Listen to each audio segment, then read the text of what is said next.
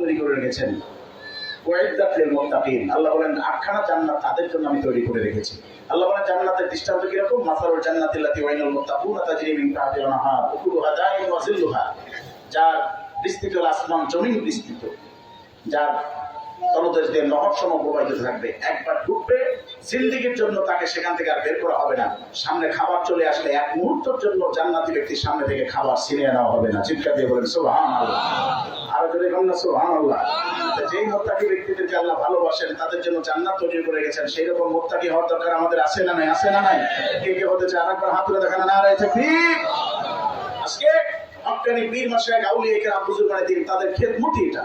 মানুষদেরকে কিভাবে আল্লাহ ওয়ালা বানাবেন, মানুষদেরকে কিভাবে নবীর তরিকায় এনে পাক্কা মুসলমান হিসেবে তাদেরকে গড়ে তুলবেন।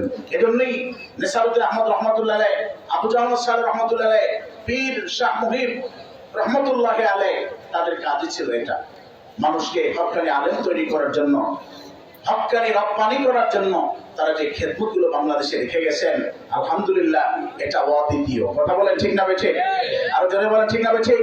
হক্কানি আলেম তৈরি করার জন্য এদেশে তারা করেছেন হাজার হাজার মাদ্রাসা। আলিয়া মাদ্রাসা করেছেন 4.5 থেকে 5,000। কি ঠিক না বেঠিক? এই আলিয়া মাদ্রাসা এখনো বাংলার জমিন আছে না নাই? কয় হাজার বলেন? 4.5 থেকে 5,000 নেসারিয়া সালিয়া মাদ্রাসা, যেগুলো আলিয়া মাদ্রাসা রানিং চলতেছে, সরকার কর্তৃক বেতন খাচ্ছে। এই মাদ্রাসা করলেন তারা। এরপরে দেখা গেল 1985 সালে আবু জাহল সাহেব রহমতুল্লাহ এই মাদ্রাসার পাশাপাশি আরেকটা মাদ্রাসা করলেন, যে মাদ্রাসার নাম হলো দিনিয়া মাদ্রাসা। কেন করলেন? দেখলেন যে আলিয়া মাদ্রাসায় লেবাসে, পোশাকে, আমলে, আখলাকে, আদবে, তরবিয়াতে ঘাটতি দেখা শুরু করছে, এলেম কমতে শুরু করেছে। তখন তিনি এই এলেমকে টিকিয়ে রাখার জন্য, হক্কানি আলেম তৈরি করার জন্য আবার একটা মাদ্রাসা করলেন, এই দিনিয়া মাদ্রাসা। আলহামদুলিল্লাহ, আলহামদুলিল্লাহ বলেন। দীর্ঘদিন ধরে সালসিলাতে এই মাদ্রাসা চলতেছিল। 2001 সালে এই সত্য মরহুম হযরত পীর সাহেব রহমাতুল্লাহ আলাইহি 2001 সালে দিনিয়ার আন্দোলন কঠিন ভাবে শুরু করলেন। যেহেতু সহজ শিক্ষার এমন ভাবে চতুর্দিকে ছয়লাভ শুরু হয়েছে, ইমান বাঁচানো বড় দায়। পর্দা কি বলেন? জোরে না, পর্দা কি? ফরজ। এই ফরজ নামক বিষয়টাকে কোরবানি দেওয়া হচ্ছে।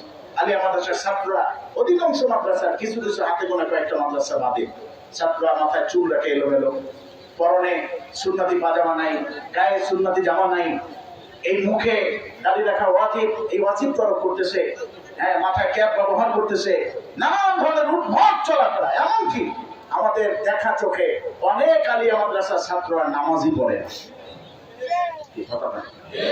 সত্য না মিথ্যা বলেন? সত্য না মিথ্যা? ওদেরকে দেখলে বোঝা যায় মাদ্রাসায় পড়ে না, স্কুলে পড়ে। এই অবস্থায় গিয়ে দাঁড়িয়েছে।